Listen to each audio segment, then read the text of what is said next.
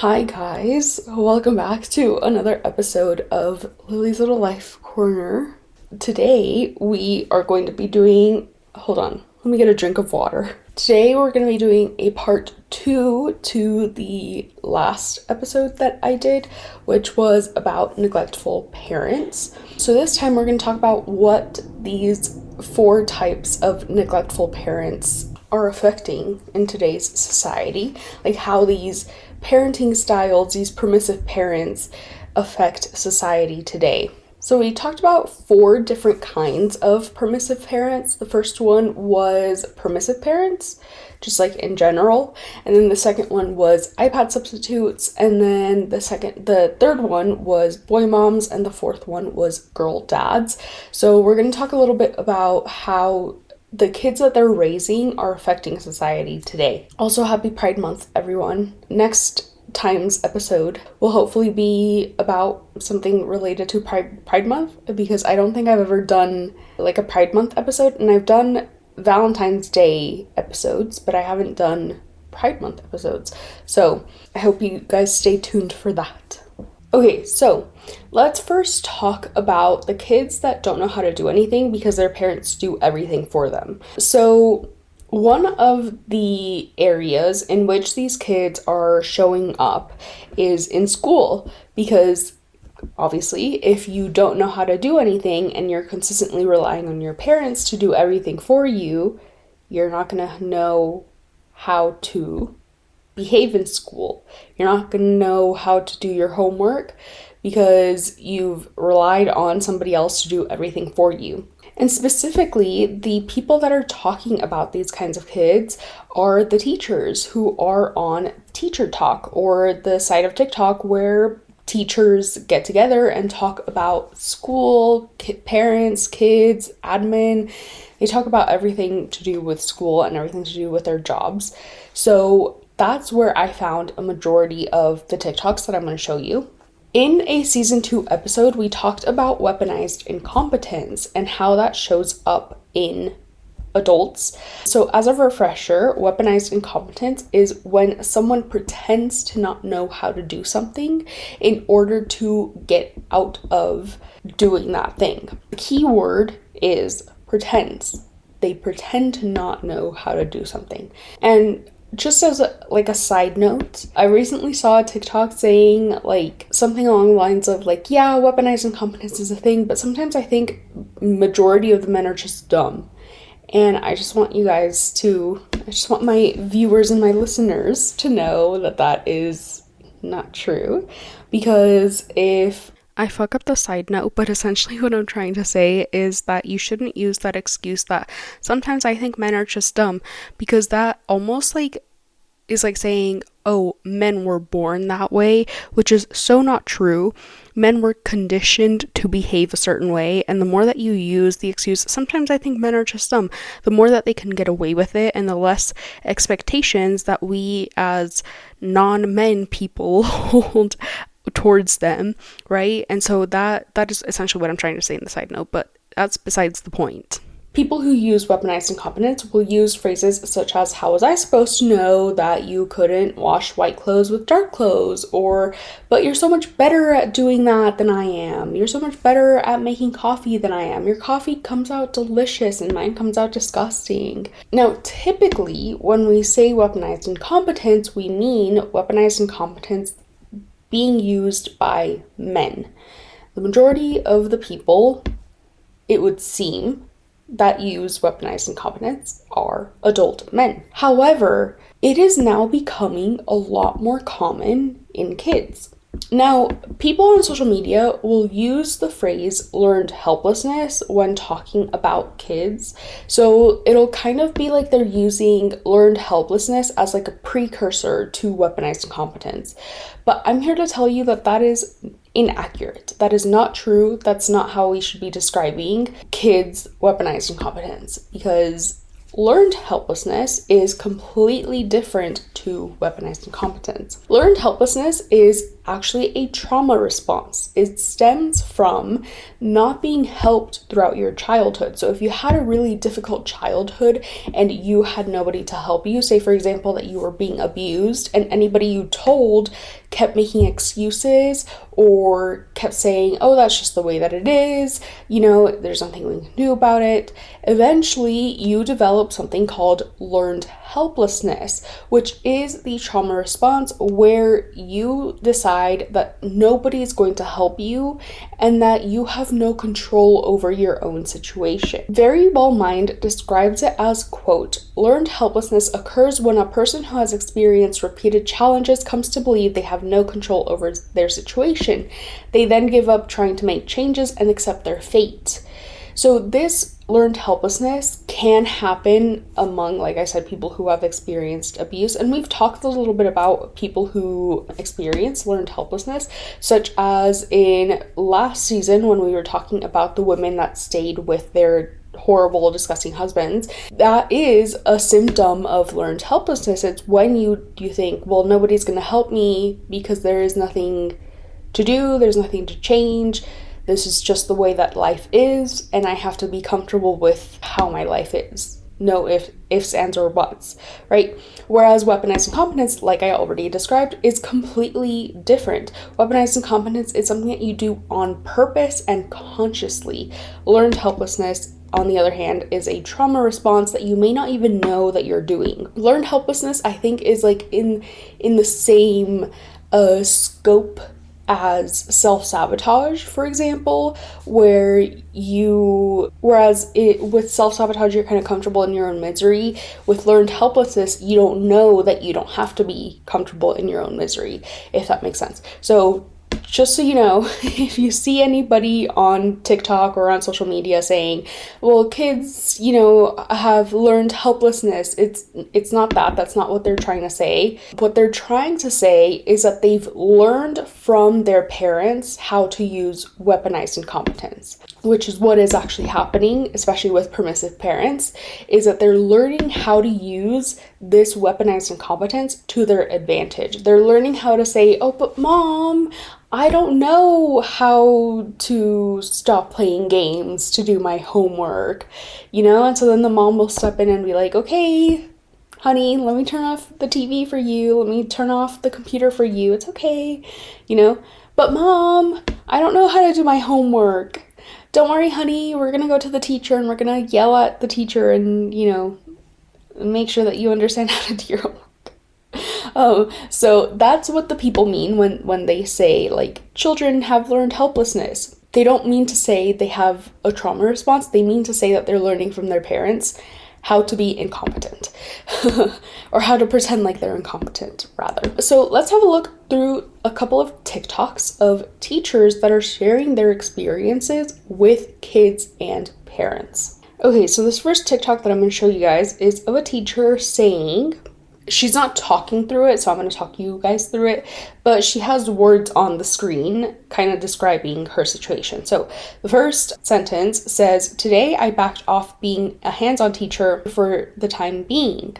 I have been struggling with students talking over me and not listening to instructions. I'd spent hours putting labs together that they refused to read or listen to instructions, so I'd spend all day repeating myself. They always have something to complain about and lack motivation. I've redirected and retaught expectations hundreds of times. I've sent out more parent emails in the past 10 weeks than I have in my past 4 years of teaching. The kids don't care, the parents don't care. To save my sanity and mental health, I decided to pull back on how much I care. So I'm putting a pause on labs and direct instruction and having them do more reading, watch videos, and do simulations. And it breaks my heart. Here's to hoping it gets better. So that's an example of what teachers are going through with these kids. And then I want to read you guys some of the comments because I thought they kind of added on to the state that we're in as far as kids and education go. So the first comment reads, teachers no longer get to be educators because they are busy managing behaviors. And the creators replies with, agreed, I want to teach science, not babysit. And somebody else comments, this happened in my high school. Eventually my teacher asked, does anybody here care to learn? I was the only one to say yes, so he pulled me aside to the corner of the class and taught me one-on-one.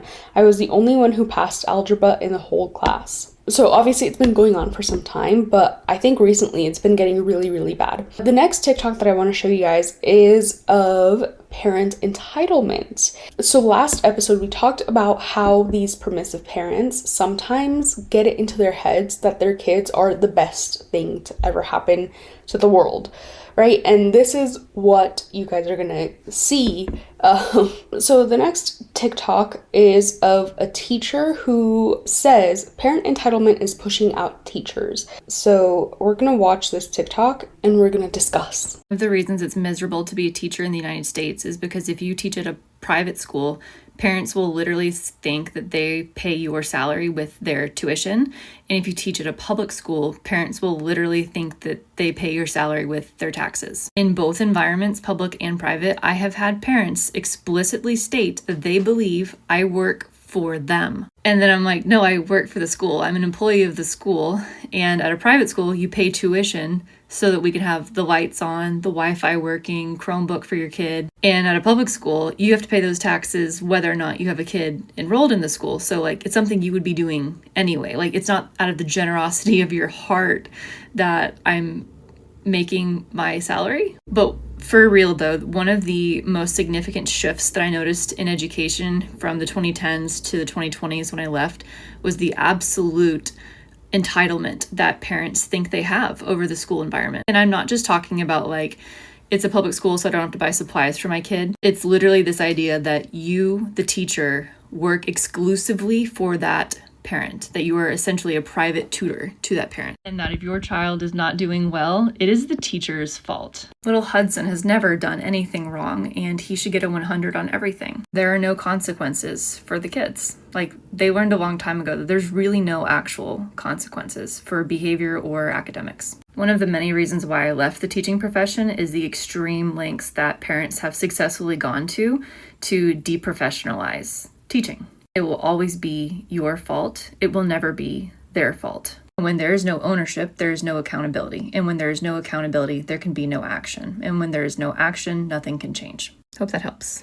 So as you can see, this parent entitlement is something that we talked about in last time's episode, where parents not only think the world of their kids, not only are they thinking my kid is the second coming of Christ, literally, but also they believe that they are the only ones that deserve attention, that them and their little family are the only ones that deserve any kind of attention. And this is why permissive parenting is so prevalent nowadays, is not just this like individualism that we're experiencing and that we're seeing with the rise of social media, this like, what about me phenomenon, this like idea that the world is lived through your own lens, but also that idea affects how parents parent. It affects how they view their own kids, and it affects how they raise their own kids.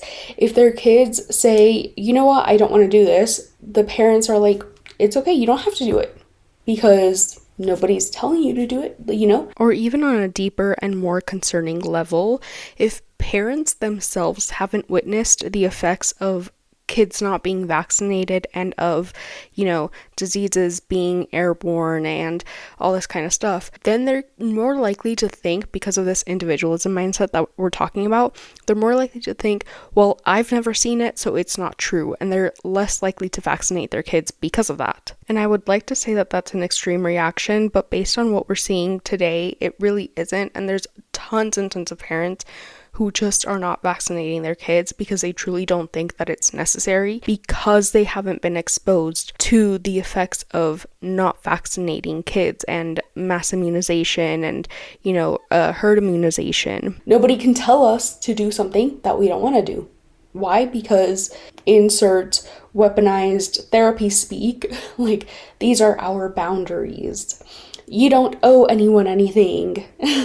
Not only does that parent entitlement reflect in how teachers are unable to talk to the parents and communicate to the parents, hey, your kid is doing really bad in school, but it also affects how the kids themselves behave in school, like the teacher said, or I guess ex-teacher. She was saying, you know, kids have learned that there is no consequence because Before, it used to be that if the teacher called home and said, hey, your child is misbehaving, the child would get in trouble, right? The parents would be like, what do you mean I just got a call from your teacher saying that you're misbehaving in school? What's that about? You're grounded, no more video games, you can't hang out with your friends. Now, if the teacher calls home and says, hey, your child is misbehaving in school, the parent is like, no, they're not.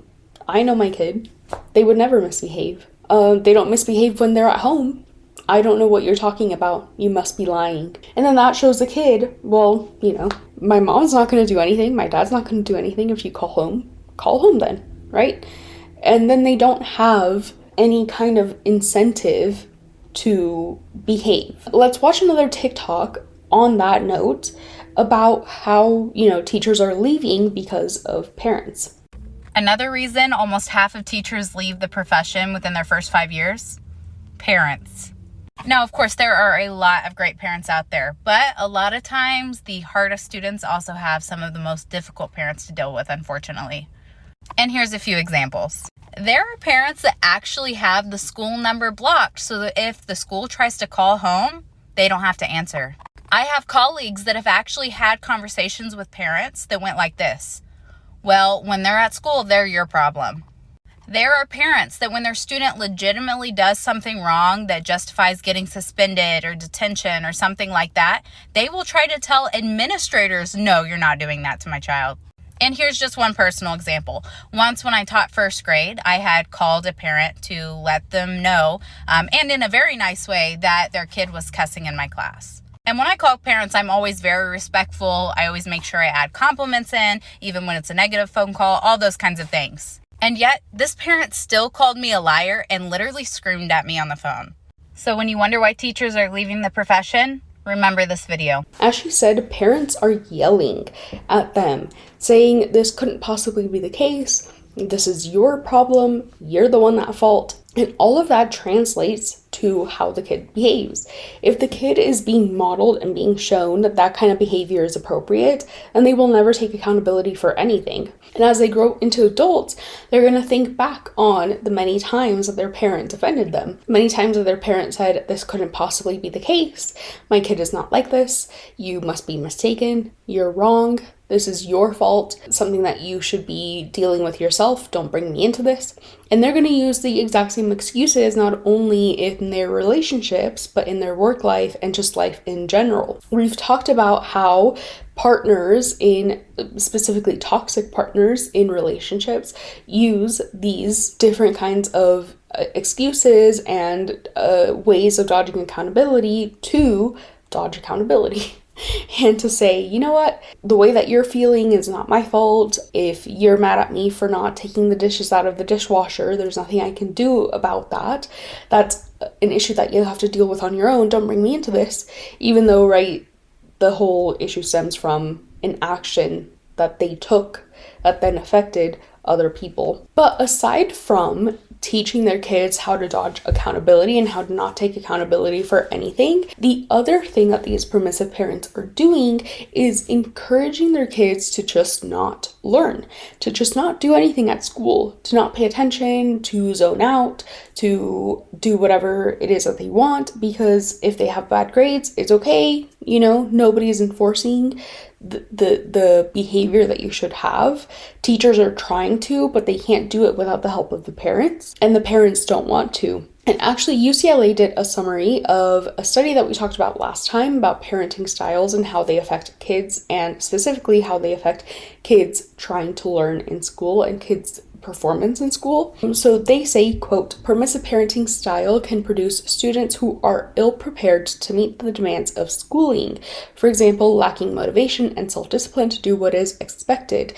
They also may not have developed pro-social ways to handle frustrations and interpersonal conflicts, end quote. And this is actually what we're seeing a lot of currently, is not only kids who lack motivation and cannot meet the demands of what they're expected to do, but also kids who don't know how to behave, who don't know how to handle things, who don't know how to deal with their own feelings and emotions and how to express them, how to communicate that, and how to deal with them, how to work through those feelings, those frustrations. And to show an example of this, we're going to watch a couple more TikToks of students trying to read something. Quote. So let's see how these kids perform in this test. This is a student who is going around to his different classmates and asking them to read this index card, this sentence. Read the index card for me. She wore a suit, clothes that were... Who's this for? Extraordinary, but somewhat Gertrude? Now explain what that means. I don't know. She wore a sahalat of clothes that were extraordinary, whatever, bro, but somewhat gooch. What does that mean? She wore a lot. Wait, she wore, bro, I don't know, bro. Can you take the card back, please? She wore a... Oh, baby. She wore a silhouette of clothes that were... Bitch, I don't know that word. I don't even know how to read. I don't know why I did it. She wore a silhouette of clothes that were extraordinary, but somewhat gauche. All right, now what does that mean? I have no idea. Like his clothes is nice or something like that. She wore a... I don't know what this shit say. I don't know what this shit say. I don't know what this shit say. I can't read it. Can't read it.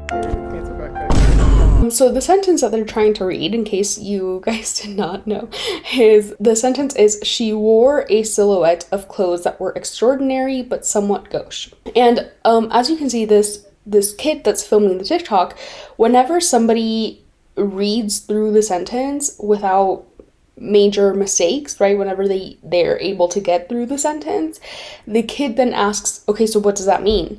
And the kids who were able to read the sentence are not able to explain what it is that they just read, which is a symptom of a lack of literacy. It's a symptom of being illiterate, is where you can read something, but you have no idea what that means. Like, you can see what the words say, you can see that the words are the words, but you don't know what the words mean. And this is, by the way, this level of reading where you can read words, but you don't know what the words mean necessarily, is the reading level of like first grade, kindergarten, first grade, second grade, that like 5 to 7 year old age, where kids are just barely starting to learn how to read. They're just barely starting to piece together what sounds the letter should make and what sounds words should make, right? When one letter goes with another letter, what sound does that make? How does that sound change, etc. But they're not really able to capture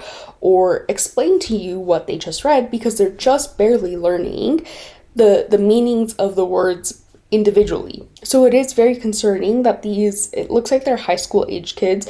These high school age kids, some of them don't know how to read at all. They don't know what silhouette or how silhouette is pronounced like, or what I guess it looks like. Maybe they've heard it, but they just don't know how it's spelled, and therefore they don't know how to pronounce silhouette. They also don't know how to read or how to pronounce extraordinary. Gauche, that's a word that I would be like, okay, that's understandable that you don't know how to pronounce that word, because yeah, it is, you don't really see it a lot. But gauche it means like tacky.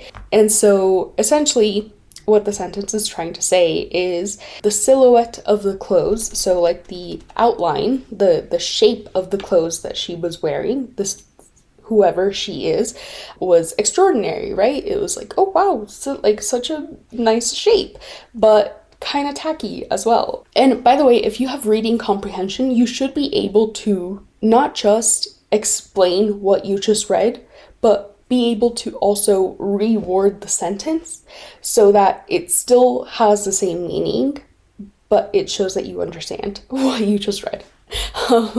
Which these kids unfortunately cannot do, and you're supposed to be able to do it by the time that you reach their age, because that's what they teach you in school. They teach you reading comprehension. They ask you, okay, so what is it that you just read? Explain to me in your own words what you just read. And you're supposed to be able to write, book reports on like high school age, high school appropriate books And then you're supposed to be able to write the book reports that tells your teacher what you just read. You're supposed to be able to paraphrase and reword and a bunch of different things that these kids showed that they could not do. Couldn't even get through the sentence most of the time. I don't know if I should talk about this in another episode, but the parents aren't really the only ones to blame. There's a lot of different things to blame for the literacy crisis, such as the No Child Left Behind Act, which is credited for this majorly for this lack of literacy, this literacy crisis that we're going through. But I actually think I'm going to talk about it later, because there's a lot of TikToks of teachers talking about the No Child Left Behind Act, so I think I'm going to save that for later. But yeah, the literacy crisis is in full swing, and parents are to blame for at least a large part of why the literacy crisis is in full swing. So yeah, it's, the No Child Left Behind Act, it's the fact that schools are not being properly funded, teachers are not getting properly paid, administration cares more about, well, all of this is in relation to the No Child Left Behind Act. Schools are more interested in grades than they are in children actually learning. But also it's the fact that parents are not reading to their kids. Parents are not encouraging that their kids read. Parents instead are buying their kids iPads and phones and tablets and computers instead of buying them books. Instead of telling them, hey, I bought you this Percy Jackson book. Why don't you read it and tell me what you thought of it? Which, Percy Jackson, by the way, is a really good book. I was talking about this to a fellow classmate in my English class. If you're struggling with understanding the basics of grammar, Percy Jackson, specifically the first series, is a really good series to try to understand the basics of grammar and kind of how Rick Riordan uses it, because they're very nicely edited, and I really like them for that. I really like rereading through them and being like, oh, so this is how you use this punctuation. This is how you word this specific thing. The Percy Jackson books are 3rd grade level, so kids anywhere from 7 to 10 years old can and should be able to read them, and not just read them, but tell you what it was about and understand what it was about. They should be able to read them and understand that this is about a child whose dad is Poseidon and whose uncle is accusing him of stealing his lightning bolt, right? His uncle being Zeus. They should be able to tell you that, and they should be able to tell you, oh, Percy went on an adventure with his friends, Annabeth and Grover, and they ran into some trouble, like when they stopped at Auntie M's, and, they should be able to explain to you what they just read. But instead of buying their kids' books, the parents are buying their kids devices. And this is concerning because according to usareads.org, in 2024, there were 21% of adults who were illiterate. And again, what I mean by illiterate can vary depending on what is being tested, right? But for the most part, when we say that adults are illiterate, it not just means that they can't read something, but it also means that they cannot explain to you what they just read. And that, curiously, is up significantly from the 0.4% of adults who didn't know how to read in 1974. So within the 1974 all the way up to 2024, it jumped 20%, where 20% of adults did not know how to read. They say, quote, "We are seeing the highest rates of illiteracy in 155 years. They go on to say, quote, "In a study done by the Cutest Kids Early Intervention Organization, illiteracy accounts for $2.2 trillion in taxpayer losses throughout the years." Throughout the year. These losses come from, in the form of welfare and welfare programs. Typically, people who are unable to read are also unable to apply to get a job, and so therefore they're unemployed, and therefore they need welfare. Or they're unable to get a higher paying job, and so then the money that they're making, the minimum wage job that they have, is unable to support them and help them get through life, so then they need extra help, such as welfare programs. Which, by the way, is not to say that I am in disagreement with welfare programs. I think welfare programs should be even more, around even more, because actually welfare programs can help in the illiteracy rates, especially welfare programs in underdeveloped cities where kids don't have access to good education or even any education at all. So they put out some statistics, and the statistics say that 3 out of every 4 welfare recipients are unable to read. 50% of unemployed people between the ages of 16 and 21 years old are functionally illiterate, and 3 out of every 5 people in prison cannot read. And this is according to the National Literacy Institute's 2022 study. They then point out a study done by Western Oregon University in 2023, which found, quote, that in their local Beaverton school district, 54% of 7th graders were found to be below proficient in reading, and 61% of 3rd graders were below that threshold. Nationwide, only 46% of students were proficient in reading, which is really, really bad. Less than half of the students are able to read at their grade level. Another important thing that they say is that despite recent efforts, recent studies are showing no improvements in literacy scores, and some areas continue to decline. So you might be thinking, well, why is the literacy crisis so important? Like, why does that affect society? How does that affect society? So on an individual level, reading is an incredibly important skill to help you navigate through life. It helps you with logic, with your imagination, creativity, confidence, and it helps you, like I said, with employment options. If you are able to read at your level or even at a higher level, you're able to get higher paying jobs. Generally and ideally speaking, okay? The economy right now is a little bit backwards, I can't lie, but for the most part, ideally, it should help you get better jobs, better paying jobs, etc. However, on a societal level, the reason why we want kids and adults who are literate and who can read is because it helps us elect better politicians. It helps us vote for better policies and vote for politicians that will write better policies. It helps us reduce poverty through those better policies, reduce infant and maternal mortality, and importantly, it helps combat epidemics and pandemics with more ease, because the more educated your society is, the more that they're able to trust science, and the more that they're able to explain why they trust science instead of just saying whatever, right? Or worst case scenario, what happened during the pandemic, which was people saying they're trying to inject microchips into our bloodstream or whatever. So that is why we should care about the literacy rates. That is why we want a population that is able to read. Also, generally speaking, people who know how to read are just easier to deal with because they have, you know, more logic. You're able to converse with them more easily, and I'm talking like romantic partners, like friends that you make, co-workers, things like that.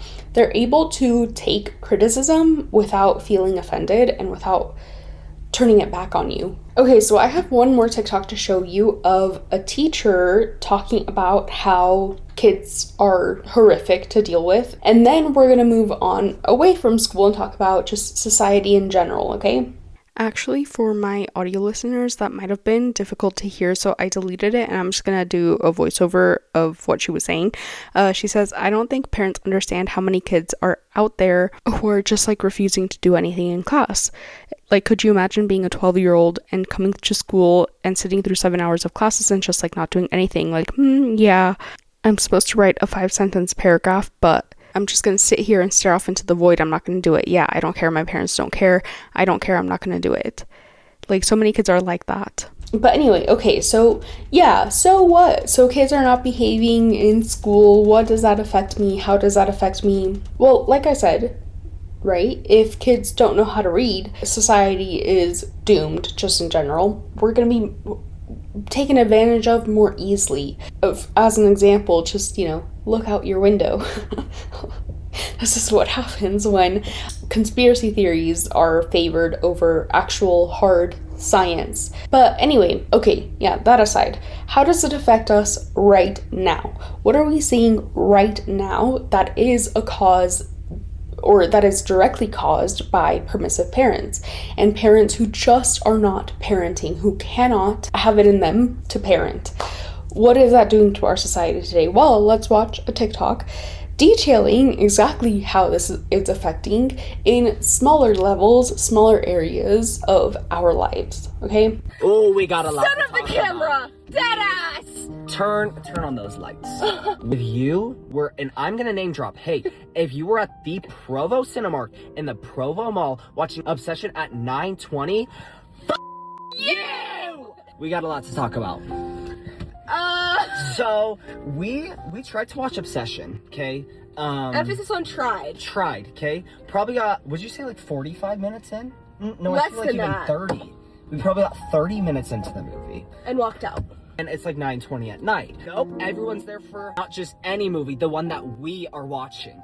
You know, Obsession. in the movie theater that no one ever goes to because it's in our college town and it's so run down and janky. And half of the stores aren't even open in this mall. Yeah, that one. We're sitting smack dab in the middle because best seats in the house. Mm-hmm. Didn't think anybody would sit there. Wrong again! Nope, fully surrounded. To our right, who's over there? Mr. Man jerking off in the middle of the movie. By himself, By mind you. himself, yes. By himself. Showed up by himself, empty seat next to him. Yeah. To our left, who is there? Big group of grown-ass men who can't shut up the entire movie. I think they were wanting to be movie critics. They were like, lots of red flags going on. And I said, no, duh. He just cracked the thing, and now she's obsessed with him. Hey, Obsession. The movie? Yeah. That one. So, yeah. They get to the scene. She takes off her shirt. Everyone in the audience. I can't whistle. Can you whistle? I can't whistle. They do the stupid whistle shit, Yeah, and they're everyone's like, catcall. that was a good whistle. That was so good. Yes. And keep in mind, behind us, big group of people who were talking loudly. so loud. And what's in front of us? Big group of teenage kids. Right? Who also need to audibly have a reaction to everything, like her taking off her shirt. And it's like, boy. And they have their Gatorade bottles. And they're smacking back and forth in their seats, thinking it's so funny. No. Jump scare! Like, guys. Oh, it's not that hard to watch. It's 2026, okay? We have been on the earth, at least on average, everyone in there, 18 years. Have we never seen a movie in a movie theater in our entire life? Have we forgotten what movie theater etiquette is? I think we have. And I think we need to What the think. Because, hey, I actually really want to see that movie. Like, really bad. We planned this entire thing to see this movie. I paid my hard-earned money Yeah. for tickets, which, mind you, movie theater tickets are kind of expensive for literally no reason. Yeah, for why? To leave 30 minutes into the movie because we couldn't even pay attention because of how annoying other people were around us. Exactly. Mind you, he told them to shut up like 3 or 4 times. because I was just like, hey, sometimes you have to do a little shh. And then I turn over and I go, shut up. Oh my hell, have we never seen a movie? Hey, guess what? Still talked. Probably last 2 seconds. And then the kid to the right of the one who's making all of this noise, mind you, also making noise, decides to shush. And I said, oh, so let's listen to our own advice because you are one of the reasons that I'm leaving the movie theater, but you're trying to make the situation better? Yeah, no. Like, I genuinely feel like we walked the prank. No, yeah. I feel like we were the only people in the theater that were there to watch the movie. Maybe it was like a social experiment. Like, it wasn't It literally real. was a social experiment. If we stayed for the entire movie, they all would have stood up, turned around, and laughed in our faces. Exactly. So anyway, this was a TikTok of 2 siblings who went to go see the movie Obsession.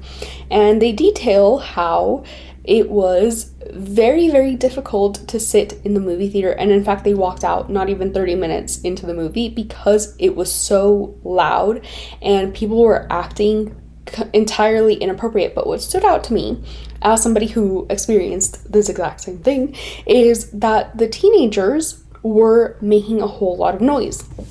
And I don't know if you guys went to the Minecraft movie when it was released, but I did because my siblings wanted to go to see the Minecraft movie, and so I went with them. What happened in the Minecraft movie was very interesting, to say the least. So essentially, what happened before the movie even started was that an employee of the theater walked in and said, hey, I understand that you guys are very excited to see the movie, but if you guys start making noise, if you guys start throwing popcorn, we're going to kick you out. And I was like, well, that's interesting. I walked into the Minecraft movie. I don't play Minecraft. I'm not into Minecraft. My siblings are into Minecraft. I had no knowledge, no context of what was about to happen going into the movie. My siblings did, and that's why they wanted me to go. Because they knew exactly what was going to happen. They knew what the trend was surrounding the Minecraft movie. So when I walked in there and this employee starts saying, we're going to kick you out if you get too loud, I'm like, well, I've never heard such a thing before. What is going on? Like, what do you mean you're threatening to... What are you expecting, right? And then, lo and behold, the movie starts and the kids start not only singing along, which is, I guess normal, especially like for musical type of movies, which I guess the Minecraft movie was a musical, but like if you went to The Greatest Showman and you went a couple of times, or you went to the sing-along, you would know that people tend to sing along to musical movies, especially when they've been a couple of times and they know the lyrics. But for this one, they weren't just singing along, they were also quoting back what the characters in the movie were saying.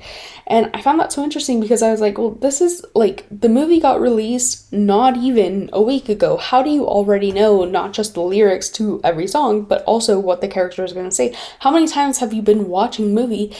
Right? And I thought, well, maybe that's why the employee warned them of being kicked out, because they've been so many times that the employees now know them and now like know that how they're going to react. But no, it was because it was a trend to act like that. People were posting on TikTok, them throwing popcorn all over the movie theater, them, yelling during the movie, and it was a trend, and you were supposed to film yourself behaving very inappropriately, behaving like that in the movie theater and post it on TikTok, post it on social media so that you could go viral. And this is what is now happening with the movie Obsession, is it's becoming a trend to act inappropriately during the movie Obsession. Also, by the way, can we mention, Obsession is not a movie for teenagers to watch. Like, the Minecraft movie, yeah, sure, you can go, like, it's a kid's movie, it's a game for right? That's what Minecraft is. I was gonna say it's a game for kids, but it's a game for everyone, like rated E for everyone. But the movie Obsession is definitely, actually, I'm gonna look it up right now. Yeah, the recommended age, it's not yet been rated, but the recommended age is 16 plus. And like the TikTokers, the siblings said in their TikTok, there's a scene where the woman removes her shirt and her boobs are on show. And the movie also has been having a reputation for it being just mature, for it dealing with mature themes. Essentially, this is not a movie that you want to send your kids alone to, and that's another thing that I find confusing, is like there's a lot of Life 360 type apps where they're supposed to be for kids' safety or whatever, but then parents will just let their kids go alone to the movie theater and go alone to movies that are inappropriate for kids. It's like, okay, so which is it? Do you want your kids to be safe and therefore that's why you're hyper tracking them, or do you want your kids to have the freedom to go to a rated mature movie by themselves? Like, I don't get it. I haven't seen it, but I know that I would never ever allow my kids to go see the movie Obsession because I know that it is a more mature movie. So the fact that these teenagers, there was a group of teenagers, each with parents who approved and who potentially bought tickets for this movie Obsession, is interesting to say the least. Also, now with movie theaters, you can't easily sneak into places because you have somebody at the front checking your ticket, telling you where to go. And if you go any other direction, they're gonna be like, oh, wrong way, go that way, right? So you can't exactly like, also now with movie theaters, you have to choose your assigned seat. So if you say you buy a ticket, you choose your seat, and then you go into the movie theater and there's somebody in your seat, you're able to grab somebody and be like, oh, this person is in my seat. And then that person's going to check their ticket, and the employee is going to check their ticket, and it's going to more than likely figure out that either they're sitting in the wrong seat or they're in the wrong theater entirely. So my assumption is that these teenagers bought tickets specifically for the movie Obsession, and their parents either had no idea or were with them and approved of it, or are going to find out afterwards through their credit card bills or, you know, asking their kids, so where did you go today? What movie did you watch, right? And now on the topic of this being a social media trend and, you know, moving on to iPad substitutes, this is why I insist, really, that if you want to have a kid, please do not let them have social media. Even if they reach the age of 13, please do not let them have social media, because having access to social media, and specifically a social media platform where it's so driven on going viral, where the algorithm favors those who go viral, and the only way to go viral is to do something extreme, please do not give your children access to social media. It was different back in the day, especially like with Twitter and Tumblr and, you know, Facebook. You could go quote unquote viral on Twitter, Tumblr, Facebook. It was either that, you know, you tweeted something really or blogged something really interesting that people really liked and reblogged or retweeted or you know, shared with other friends. On Facebook specifically, the way that you could go viral is if you friended so many people, and if you know, clicked add to friend list on people's profiles, and then that way you had more friends and more people to see your content, and then more people to share your content. But it all depended on you posting something that people liked, right? And it was posting not through video formats, and it was posting through like text, through something written. You had to put an effort into what you shared, and even like that level of viral would not afford you the opportunities that today's level of viral affords you, right? Nowadays, you have to fight an algorithm. Back then, it was whoever followed you could then share your post to people that followed them, and then more people would see your things, and that was how it worked. But now you have to make sure that you catch the algorithm's attention. So you have to use hashtags, you have to use keywords, you have to do, you know, videos that the algorithm likes, such as videos over a minute long but under 10 minutes long, especially if you're posting on TikTok. You have to have like a thumbnail that attracts people's attention, or if you're posting on TikTok, you have to have a hook that catches people's attention. So with all of that in mind, and especially seeing how much easier it is to be successful off of social media than it is to be a lawyer or, you know, a doctor or something. Like, you can be super successful and super rich being a lawyer and a doctor, but none of that compares to the ease and success that you get from being an influencer, from being a TikToker, from being a YouTuber. So seeing that, if your child is exposed to the influencer world, they're also going to be exposed to highly inappropriate content, like I mentioned last episode, but also they're going to be exposed to this idea that all you have to do to be successful and famous in life is to post on TikTok, is to have a podcast, is to, you know, post on social media. And then what ends up happening is that these kids end up wanting to participate in these trends, such as the trend with the Minecraft movie or the trend with the Obsession movie of going to the theater, wreaking havoc upon the theater, and then going viral on social media, posting that to go viral on social media, which, you know, affects their behavior. And continuing on with that train of thought, let's talk about the Bay Area Mall in the Bronx, New York. So on February 16th of 2026, a large group of teenagers, over 300 teenagers and some adults, broke into or stormed a mall and broke into businesses, caused damage to businesses, stores, restaurants, not just inside the mall, but around the mall. They broke windows, tried to break into businesses that, you know, to steal. Some businesses they were successful breaking into, others they weren't. It's unclear, although we have an idea, but it's currently unclear exactly how this takeover started. But like I said, over 300 teenagers participated in it.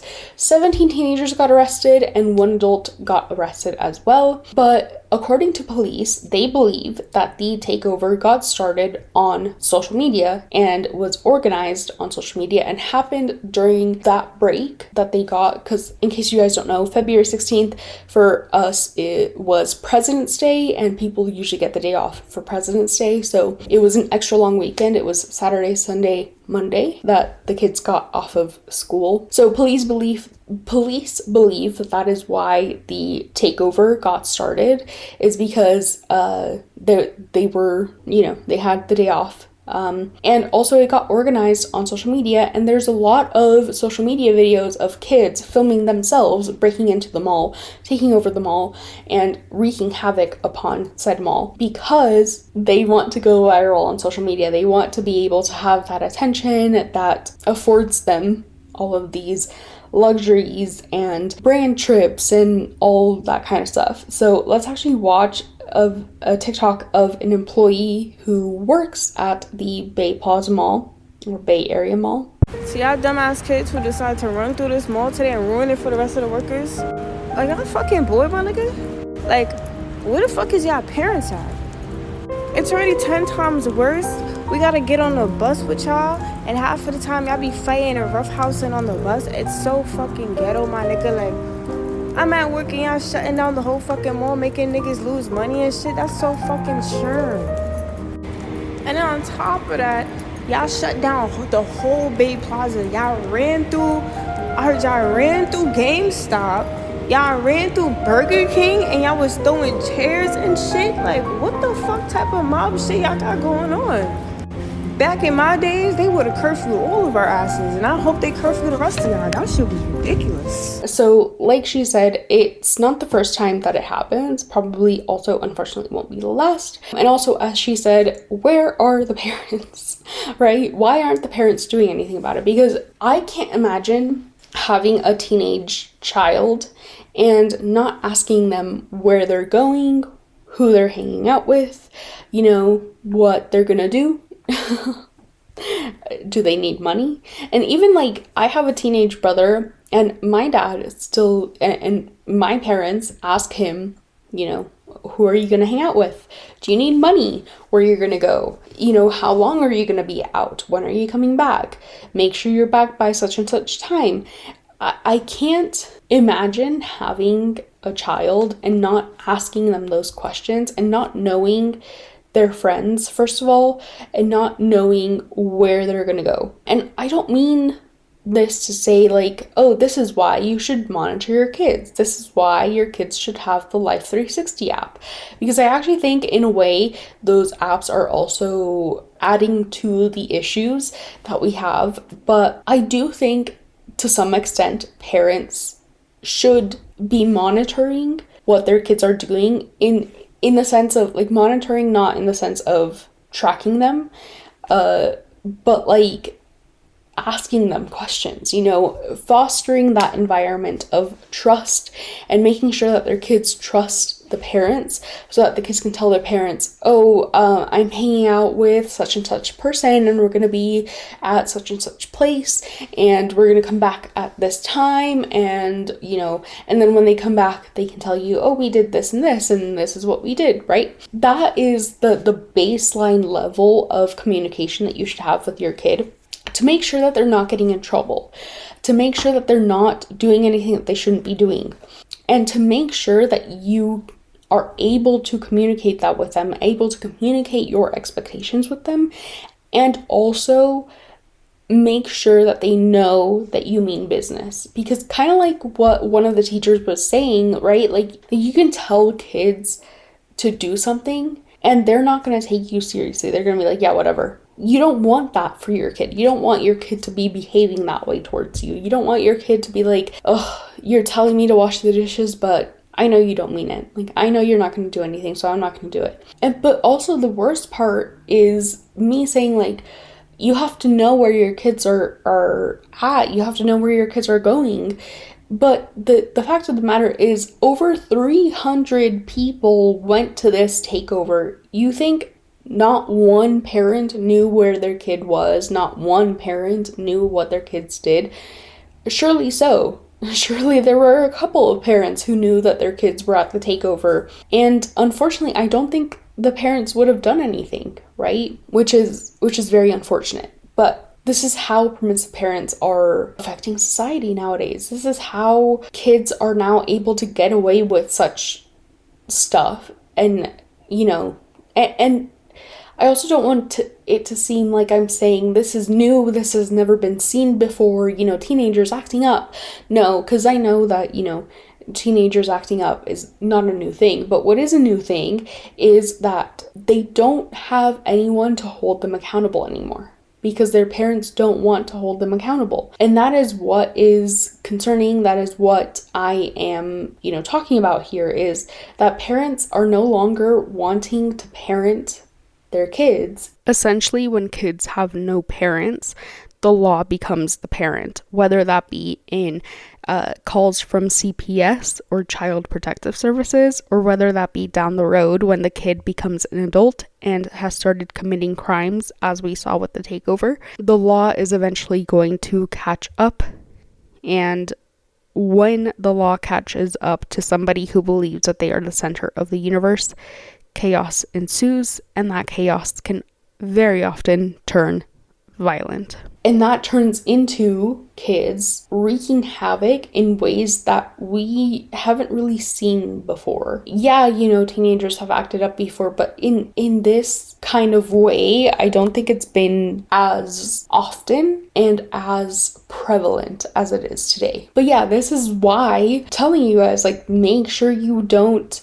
give your kids access to any kind of device, any kind of social media before they're ready, because these kids do extreme things, not because they're bored, not because they don't have anything else to do, not because, you know, they're hanging out with the wrong crowd, but because they want to go viral on social media. And it's that thing of, like, back then it was that they were being influenced by specific individual people, you know, individual friends at school that were telling them, oh, what's the big deal? You should just smoke, like, it's not gonna hurt you, just smoke and drink with me, right? Whereas now it's everybody is being influenced by loads of different people, like tons of different people, because of how prevalent social media is and how easy it is for you to just get on social media, see a Mr. Beast video or an Ash Trevino video or, you know, a Wendy Ortiz video and be like, oh, I want to be just like them because they're earning so much money and they're earning so much brand deals, and look at Mr. Beast, like, he's being gifted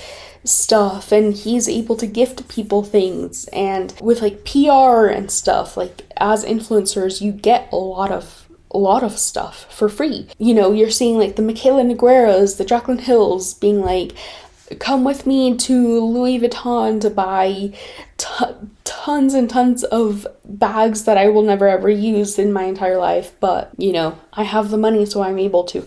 They're seeing all of that and they want to be just like that, so they copy what they see. And then all of a sudden you have 10-year-old girls who are going into Sephora and they're buying Drunk Elephant skincare. And they're saying, oh, I don't want to get wrinkles because, you know, my favorite influencer also says that she doesn't want to get wrinkles. So I want to get retinols and anti-aging creams and Botox and fillers. And the whole time they're 10 years old. And they haven't even gone through puberty, right? And you're just like, from the outside looking in, it's very dystopian and it's very concerning to watch kids act like that and to see that kids have those concerns and have those worries. But on like a wider level, it's concerning to see how many kids are copying exactly what they're seeing on social media without having anyone to tell them, by the way, this is not real life. Like, I understand that you're seeing that Michaela Noguera is going to Las Vegas every other weekend and buying the whole Louis Vuitton and Chanel stores, but this is not real life. She's unhappy. She's an unhappy person. She's doing this because she's unhappy. She's doing this because she loves the attention, and this is not a worthy life to live. Sure, you get a lot of stuff. Sure, she bought a Porsche, but what's a Porsche gonna do if you're depressed and you want to kill yourself, right? Like, how is that gonna help you? And that's like, you know, the whole money doesn't buy happiness thing. It buys stability and it buys, you know, financial freedom. But at a certain point, if you have financial freedom and you have stability, what more do you need? You don't need 200 bags, Hermes bags. You don't need a mini Kelly. You don't need, you know, Chanel, anything. Like, if you have stability and you have financial freedom, you don't need that Porsche. You don't need the Lamborghini. But the reason why kids don't have anyone to tell them, by the way, these influencers that you're watching on your phone are miserable people behind closed doors. They're miserable people when the camera turns off, is because their parents are also watching the same influencers and being like, I want to be just like them too, right? They're seeing all the influencers buying the Stanley Cups, and then the parents start buying the Stanley Cups, and then the kids say, oh, I'm seeing you watch your favorite influencers with Stanley Cups. My favorite influencers also have Stanley Cups. I also want Stanley Cups, right? And then it becomes a cycle of copying not just what their parents are doing, but copying what they're seeing on social media. I actually found this TikTok from Crutches and Spice, who always words things so eloquently, more eloquently than I ever could, but she explains exactly what I'm trying to explain as far as, you know, how kids take after their parents. So let's watch that TikTok. I'm going to say something, and it's going to sound really, really harsh, but I need you to stick with me, particularly as it pertains to, like, kids and literacy. I keep hearing the argument made that, like, kids don't have any self-startedness, they don't have any self-motivation to learn how to read, they don't feel ashamed that they're quote-unquote stupid or whatever you want to call it. And to be quite frank, a lot of you are speaking a completely different language than they're going to understand. And it's not because they lack literacy. It's because a lot of you lack the auspices of what intelligence is said to yield, which you say is supposed to yield. A lot of you are highly intelligent, well-degreed, well-read, what have you. But at the same time, we are in a cost of living crisis in which you are struggling month after month after month. Intelligence, a lot of times to them, particularly with social media and how the wealthy have branded themselves, is meant to yield wealth, luxury, and comfort. And so when they see a lot of people, a lot of older people saying, oh, well, you should want to read, you don't have any self-startedness, you're not even ashamed, they're looking at you all like, and what have you gotten from this? It's the same logic behind whenever people are talking about, like, well, we're smarter, we're the smarter party, we're the most intelligent, you know, voter base or what have you, when it refers to Democrats. But if you were smart, you'd win, right? The measure of success, the measure of what these tools are supposed to yield in these kids' lives, you don't represent.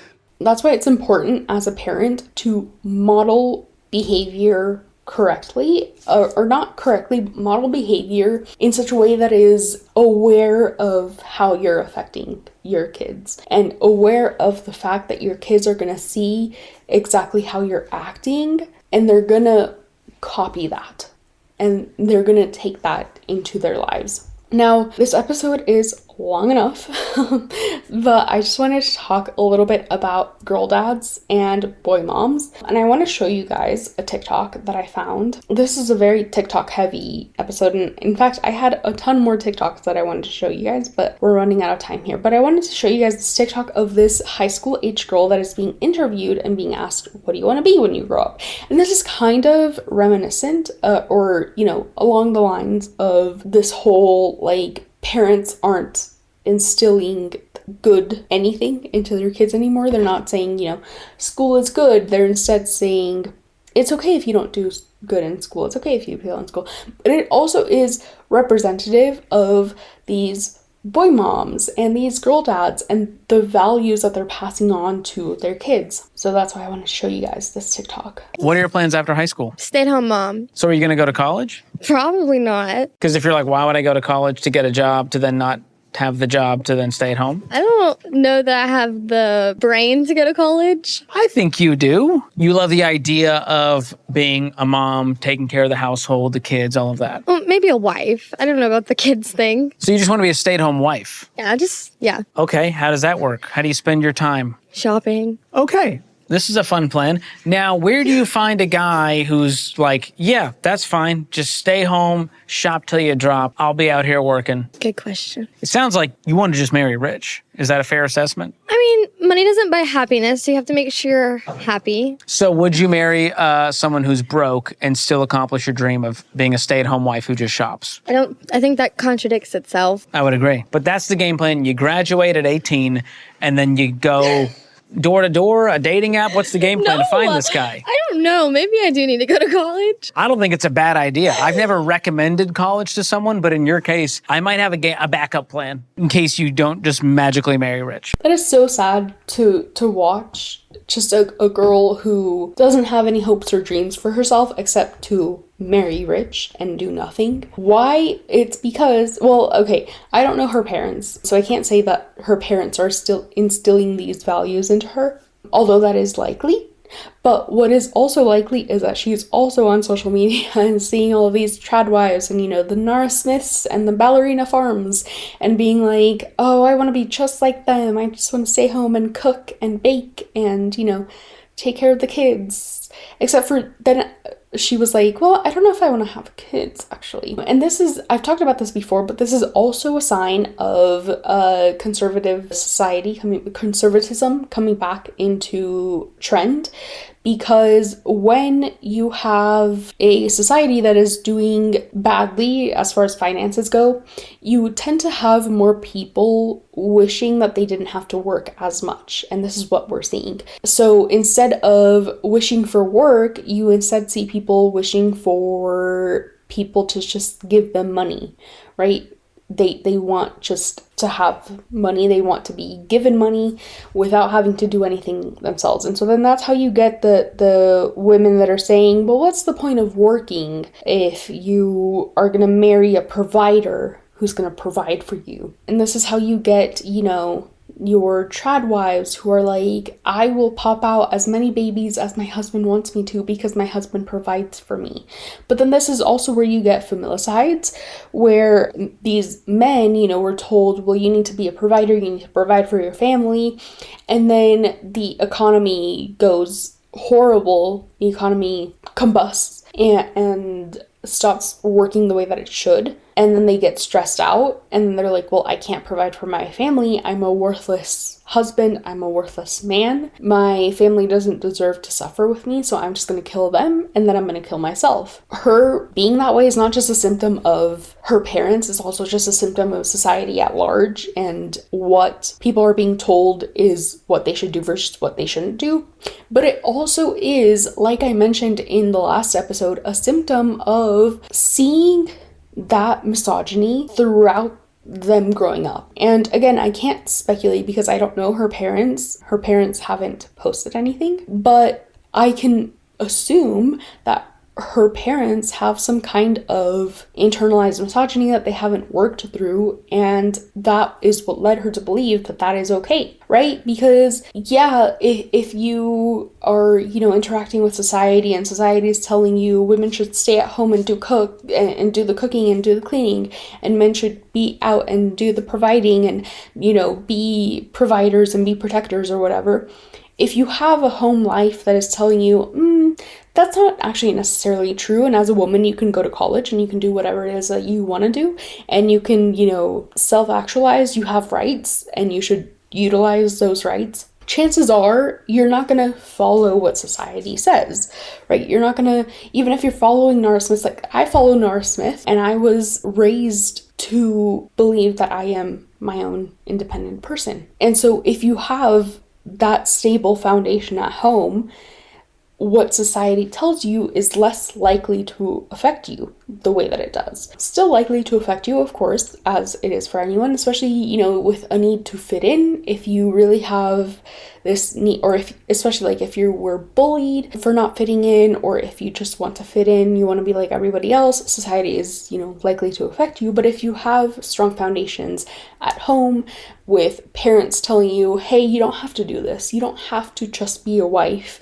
and be a mom and be a stay-at-home wife. You can go to college. You can and should get an education, and you can and should make something of yourself that is beyond just being a wife and a mom. Then you're less likely to think, well, I would just want to be a stay-at-home wife. Right? Which, by the way, is not me saying that being a mother is easy work.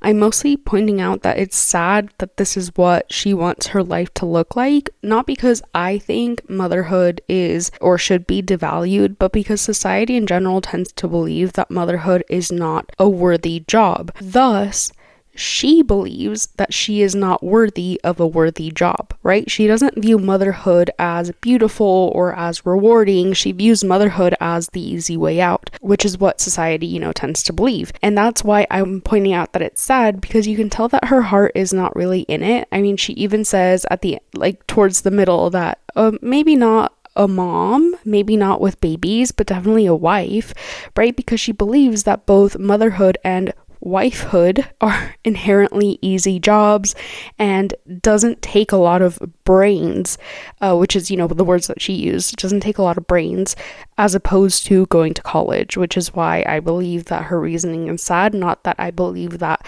being a mother doesn't take brains, but because she believes that being a mother doesn't take brains. So I just hope I made that clear. But yeah, that is kind of what we're seeing. And in the case of girl dads, I find that the way that girl dads, I wish I had talked about this in the previous episode, but oh well. In the case of girl dads, how I found, and I should specify, toxic girl dads, toxic boy moms. In the case of toxic girl dads, however, the way that they are affecting their children and the way that they are affecting society as a whole through affecting their children is that they're raising kids, specifically girls, whose only example of being shown love and affection is controlling, whose only example of being shown love and affection is through being told that their partner is going to be unworthy of their dad's affection. They're unworthy of their dad's approval. Not just that, but a lot of these girls are also being taught that they should look for a person who views them as property, because that's the only person that will truly care for them, right? We talked in the previous episode how a lot of the rhetoric surrounding these toxic girl dads, a lot of the rhetoric surrounding that behavior is, these girl dads are so protective of their daughters, like they're little girls, they're little babies, right? We saw a lot of the dads, with the guns, the cop dad who was staring daggers into his daughter's prom date with 3 of his coworkers, definitely exerting so much of his power in society and threatening effectively his daughter's prom date. And a lot of that is seen as funny, it's seen as cute, it's seen as protective. So then in return, these girls are being taught and told this is the only kind of love that you are worthy of, or that should be worthy of you, because this is the only kind of love that is actually caring about you, that is actually protective of you, that is actually worthy of you, right? Which causes these girls to seek out controlling people, like I talked about. It causes these girls to seek out men who will act exactly like their fathers, right? Who will tell them, you can't go out in those shorts because they're too short. You can't go out with those friends because I don't like them. Oh, you still want to go out with those friends? Well, how about here's my gun, right? Oh, but I thought this was cute behavior. And then if those girls then, turn into women and marry those kinds of husbands are then going to turn around and do the same thing to their own daughters. And their moms are going to, their moms now being, the grown girls that had these kinds of dads are going to see that as acceptable and as, well, my dad did the same thing to me. That's how I chose your father. this is normal, this is good, which is not good. It's never good to threaten or scare your child or their friends into submission and to show them that that's an acceptable way that society works. That is never, ever okay. And so essentially the harm that they're causing society is that they're encouraging that misogynistic cycle to continue.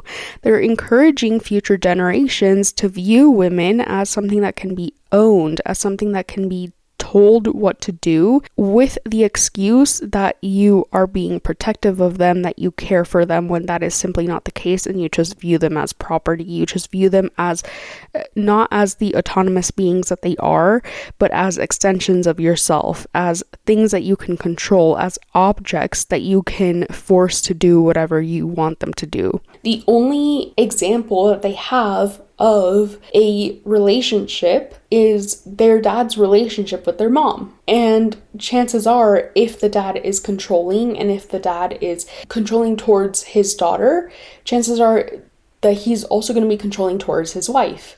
So then that leads the girls to accept a controlling husband and to accept their husband to then control their daughters. Similarly, in the case of boy moms, I actually talked about this in the last episode, so I'll just go through it quickly. They do affect their sons. I talked about this in depth in the last episode. They affect their children, both their sons and their daughters, through this idea that their sons will never find a worthy girlfriend, and their daughters should always strive to be a worthy girlfriend and wife to somebody else. And yeah, it does lead to kids like this teenager, this poor teenage girl who believes that she is not worth anything. Like, even she herself said, like, I don't think I have the brains to go to college. And the interviewer had to be like, I'm not, like, I think you do. And yeah, it's very unfortunate that that is where we're heading. But anyway, I'm running out of time. I have an appointment to go to. I wish I could talk about this a little bit more. But yeah, this is all that I have for you guys today. Thank you for watching. Let me know what you think. And make sure to check out the links in the description and in the show notes so that you can learn more, because that is where I have my links. This time I actually don't have a lot of links to link because it was mostly just TikToks. But I do have a link for Montessori and what Montessori parenting is and how to raise your kids through the Montessori principles, because I actually think Montessori is a really, really good way of raising children that are prepared for the world, right? And then I also have the Wikipedia of No Child Left Behind. Again, we're going to talk about that maybe when school starts, or like for Teacher Appreciation Day or something, and, you know, get into teacher appreciation and get into how the No Child Left Behind Act has affected teachers and kids. But I still have it linked below in case you guys are interested, as well as other studies on like the effects of screen time and parenting. Oh man, I was also going to talk about third spaces. Oh well, I guess not anymore, so let me just delete